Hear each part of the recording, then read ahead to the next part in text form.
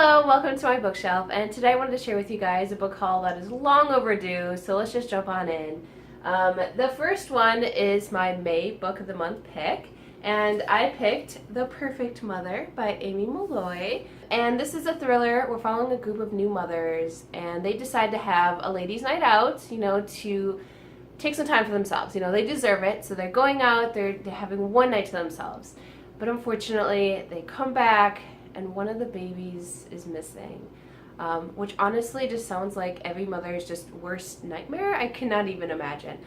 So that's what this thrilling book is about. I haven't heard of this author before, but I love thrillers, so I'm very excited about this. So we shall see what happens. Kind of a morbid pick for Mother's Day, I do realize. Hopefully, the mothers triumph at the end and reunite with the baby, right? That would be amazing. Okay, moving right along. The next book is also a Book of the Month pick. This is the book that I picked for last month, but I didn't actually pick any of their current choices. So this one is actually one of the picks for March.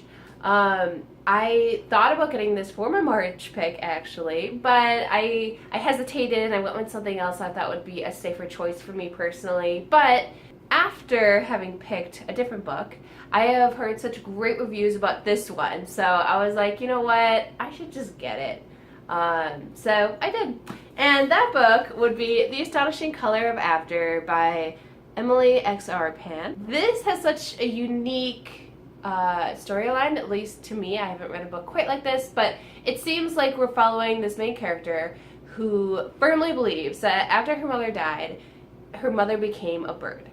And so now the journey of the story is this woman or girl, I'm not actually sure how old our protagonist is, but she is on this journey trying to find her mother. I know she ends up going to Taiwan to visit some grandparents she's never met who still live there. So honestly, it sounds like a book about not only grieving the loss of someone, but also I think learning more about your family, where you come from, and just self-discovery. It sounds like an interesting story, and I'm glad to have it in my collection. Okay, so the next book I want to share with you kind of shows you how long in the making this haul is. So I pre-ordered this book, and honestly at the time I was kind of even surprised that it came. I knew I pre-ordered it, but I didn't necessarily realize when the release date of this book was, so I was kind of happily surprised to get this. But I didn't really prepare for it. I will explain. So the book that I pre-ordered was Obsidian by J. Kristoff and Amy Kaufman. This is the third and final book in the Illuminae Files trilogy. Now, when I say I didn't prepare, I meant I was planning to read Gemina, which I haven't read yet, before this would come, so I would read it right on time, and it would just be great. But for some reason in my head, I thought this came out later in the year, so I was like, I have time to read Gemina. But I didn't. And even since then, I have Gemina on my TBR, but I haven't actually started it yet. But once I read that, I will definitely read this and finish the trilogy. It's just funny. I normally don't pre-order books, so I just think it's funny when I actually do. I'm not really prepared to read it right away. I'm funny. But anyway, the Illuminae Files. It's a YA science fiction. It's really more about these characters in the story that they're telling. So if you're not a fan of science fiction, I wouldn't let that stop you from picking this up, because I think it's a really interesting story, and I think it's unique. It's very uniquely told. As I'm sure you've heard, it's a compilation of a bunch of different confidential files. Despite the fact that it's told through all these different files, I think it really does do a good job of giving us this narrative story. So I think it's really interesting, and the characters were really fun in the first one. Obviously, I can't speak to the rest of the series yet, but I think it's a really fun story, which is why I really wanted to finish the series. Alright, so the next book that I hauled is Better Than Before by Gretchen Rubin. So this is nonfiction, and if you don't know, Gretchen Rubin's the person who wrote The Happiness Project, which was this year-long experiment. Basically, she tried out a bunch of different things that are supposed to make you happy, different changes in her life. And so she tried them out for a year, and she chronicles her experience in The Happiness Project, the book. And I read that book last year.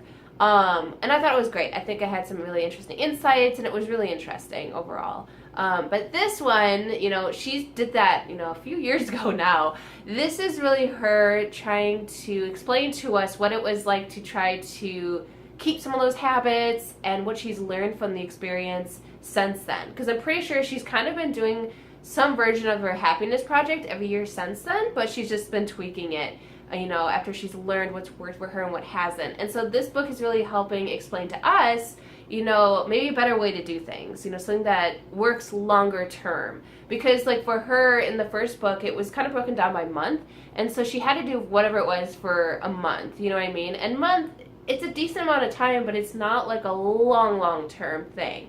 So this is kind of looking more long term and hopefully giving us advice on how to implement the changes we want in our own lives. So obviously I think this is really important for anyone to read, because we could all better ourselves, right? And that's why I got it, because I love books like this, and I hope to be able to learn something and, you know, better myself. So there's that.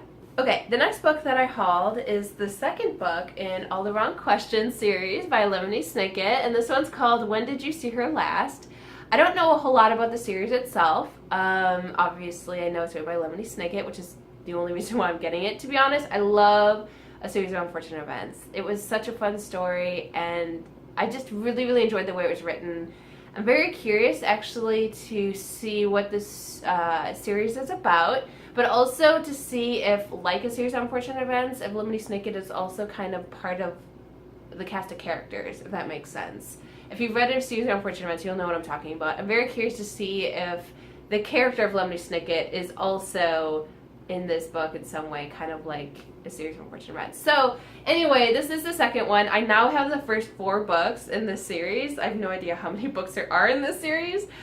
So yeah, nothing else to really say about this one, though I do love the purple schemed cover.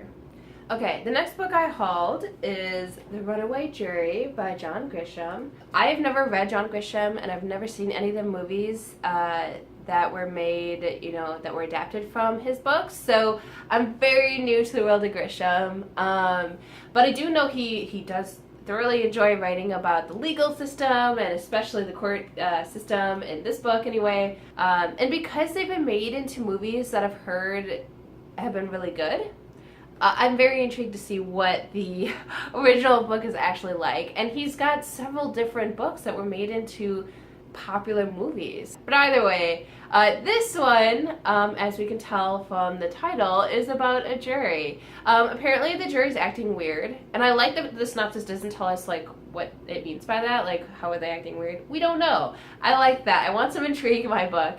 But anyway, so the jury's acting weird, and there's this question of whether the jury is being controlled and manipulated in some way. So I think this book is trying to explore not only what is happening, but who's behind it, all that kind of thing. So yeah, The Runaway Jury. It sounds like one of those classic books that a lot of people have read at this point, or at least know the story because of the movie, and I don't know either, so I'm very excited to finally jump on this bandwagon. And then obviously watch the movie, because I've heard the movie's great. So there's The Runaway Jury.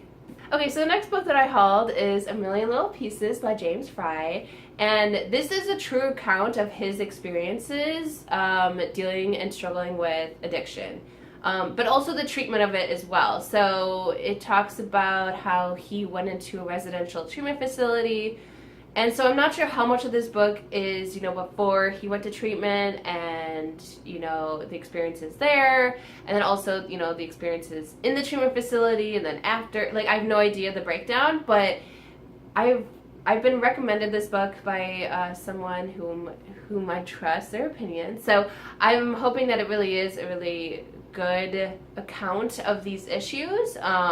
Because obviously this is a really important issue today. I mean, a lot of people are struggling with a whole bunch of different kinds of addictions.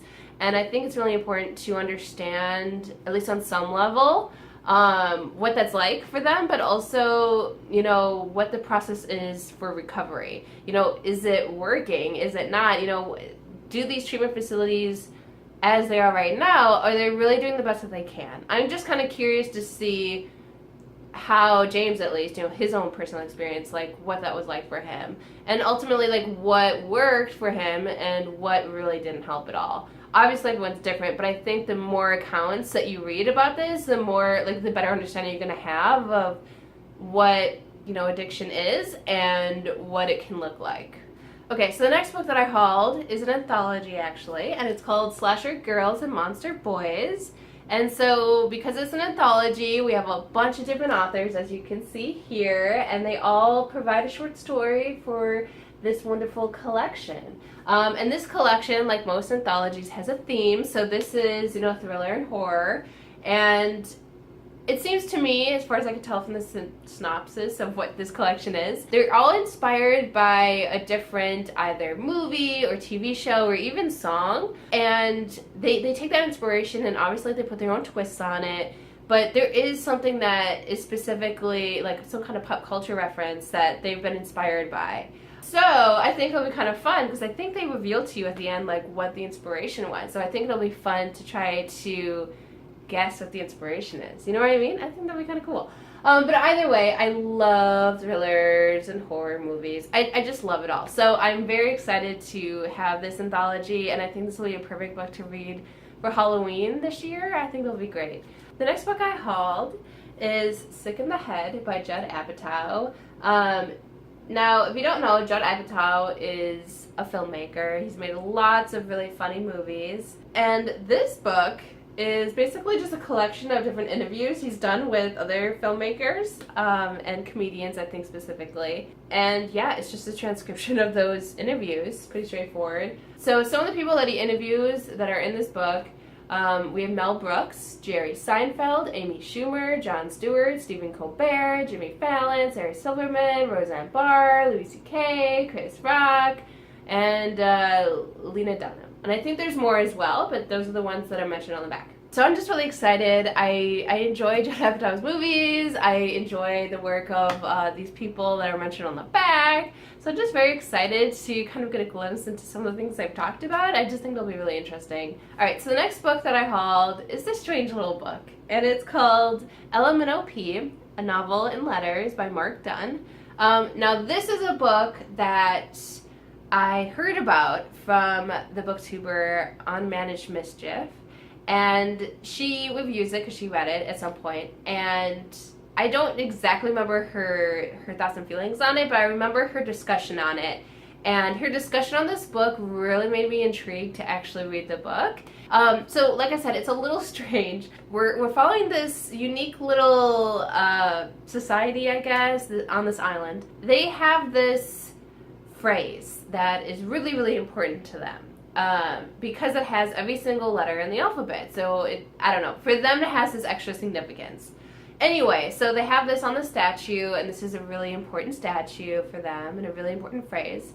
But then letters start falling off of the statue. And when they do, they decide to ban the use of those specific letters that have fallen off. So in the book, I guess, itself stops using those letters as they start to fall off. So it's a really, like I said, it's a really unique, weird premise, but it sounds really intriguing to me. And obviously there's so much more deeper underneath here, like the themes are clearly getting at some other things.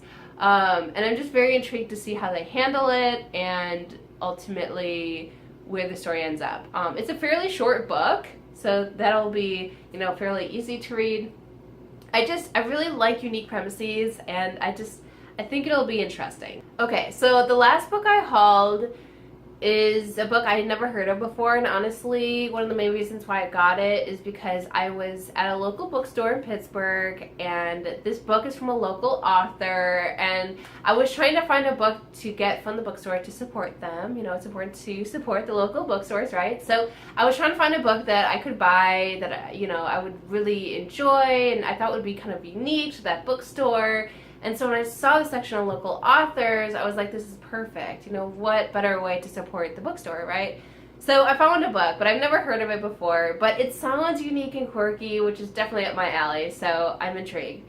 So the book is called The Bend of the World by Jacob Bacharach. I don't know how to really describe it, so I'm going to read a little bit of why I was like, I really want to read this. Basically, our main character is 29. He's almost 30. He's kind of just going through the motions of his life. That's what it seems like. So he kind of has this mundane life right now. But anyway, this is someone's talking about the book. So it says, The Bend of the World is a madcap coming-of-age novel in which no one quite comes of age and everything you know is not a lie. It's just, tangential to the truth. It's also about like conspiracy theorists and things like that as well. It's obviously set in Pittsburgh. I just think it'll be really fun and unique. So I'm excited. I think it'll be interesting at the very least. I don't know if it'll be good, but it'll be interesting, and that to me is really important as well. So there you have it. That is the last book in my haul. So that all being said, I just want to, as always, thank you guys so much for watching this video, and until next time.